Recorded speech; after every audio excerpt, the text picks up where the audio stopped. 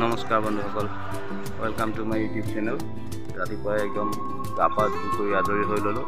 একদম পুৰা ধুতি গামোচা পুৰা ধৰ্মীয় সাজপাৰ পিন্ধি ৰেডি হৈ গ'লোঁ।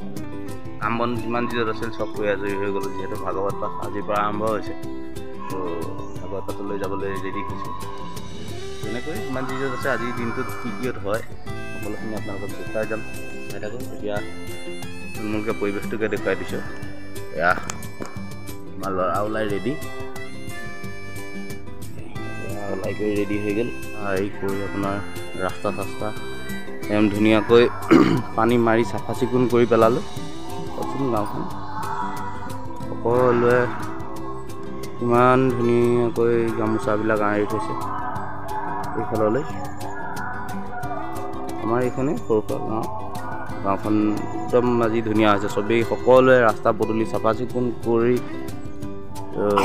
বলক আমি বাকীখিনি আপোনালোকক দেখুৱাই আছোঁ। চাই থাকক।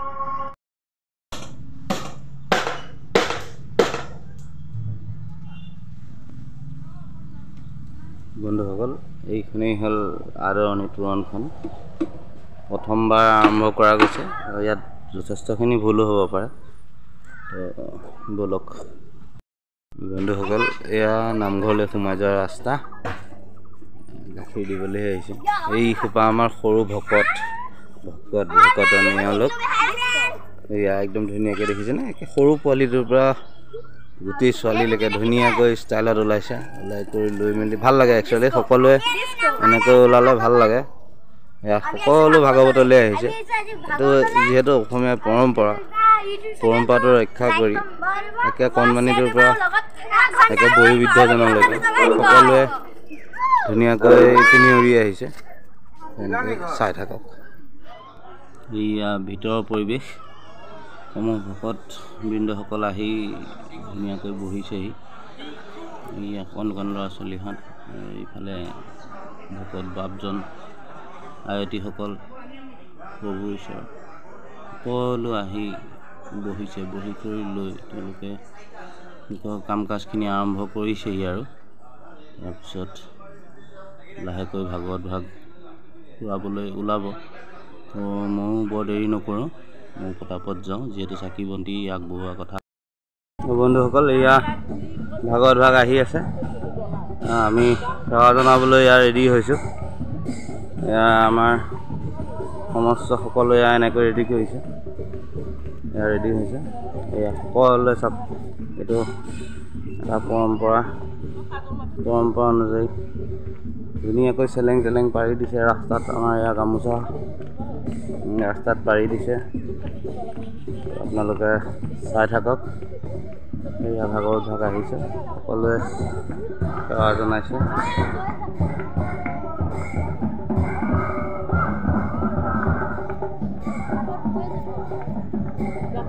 একদম ভাল লগা পৰিৱেশ এটা হৈ আছে।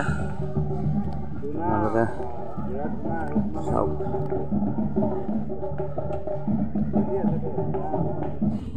বন্ধুসকল, ভাগৱত আহি ওচৰ পালেহি। পাপাই পানী ছটিয়াই আহি আছে। সেৱা ভাগ ধৰি লওঁ। আশীৰ্বাদ।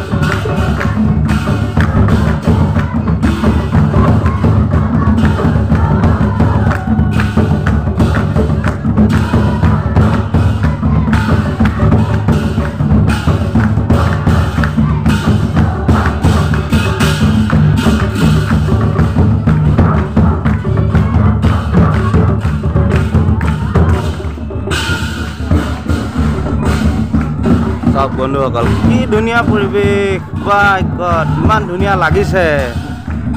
বলক আপোনালোকক লগে লগে নি থাকোঁ, আমিও গৈ থাকোঁ। বলক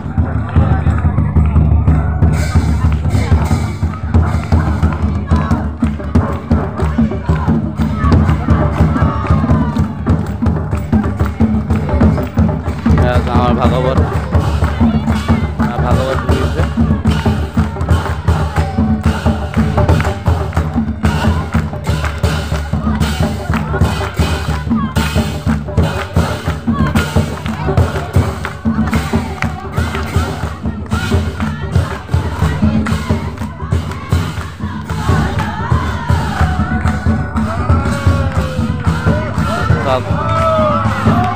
কি ধুনীয়া পৰিৱেশ চাওক।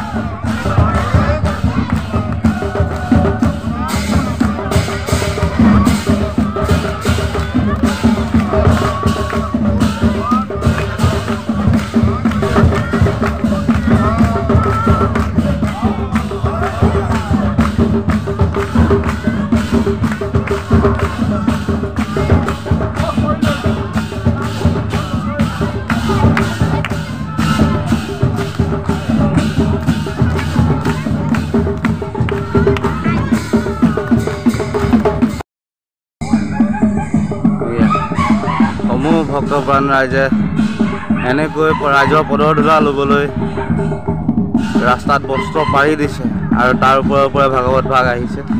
সকলোৱে ঘৰখনৰ কুশল মংগল কামনাৰ অৰ্থে গোৱা এভাগ আগবঢ়াই মহাভাগৱতৰ আশীৰ্বাদ লৈছে। চব এইটোৱেই আমাৰ অসমীয়াৰ পৰম্পৰা। কিছুমান নিৰ্দেশৰ ষ্টৰী গাঁও সমাজৰ যিখিনি কাহিনী সেইখিনি আপোনালোকক দেখুৱাইছোঁ চাওক।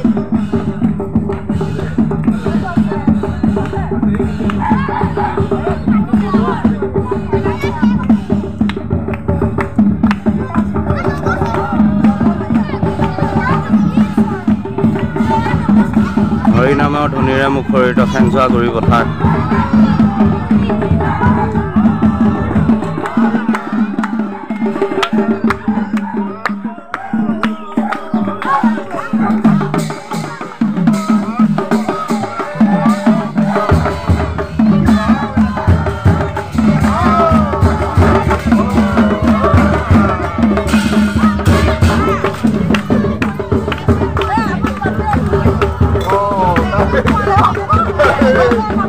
বৰমাহঁতৰ ঘৰ দূৰত যিহেতু ইয়াতে আশীৰ্বাদ লৈছে এনেকৈ ৰাইজৰ।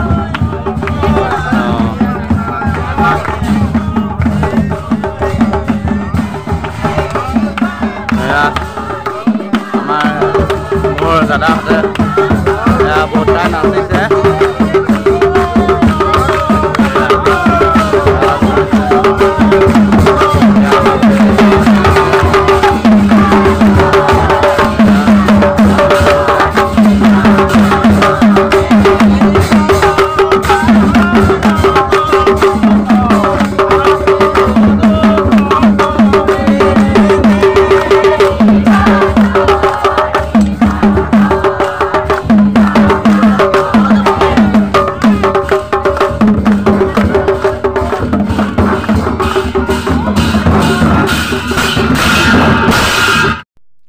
ৰাইজে ভকতসকলৰ পদৰ ধূলা ল'বলৈ ধুনীয়াকৈ পাৰি দিয়া চেলেংখিনি চাওকচোন, কি ধুনীয়াকৈ পাৰি দিছে।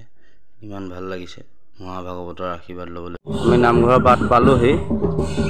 নামঘৰৰ বাটত গোপিনী সবে শৰাই খলিতা আগবঢ়াইছে, তাৰপৰা মহাভাগৱতক আগবঢ়াই নিব। এয়া চাওক ইমান এটা ধুনীয়া পৰিৱেশ।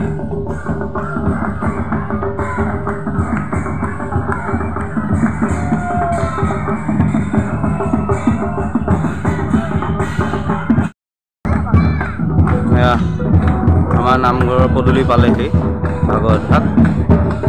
আহক আমাৰ আই মাতৃসকলে আদৰিবলৈ সাজু হ'ল।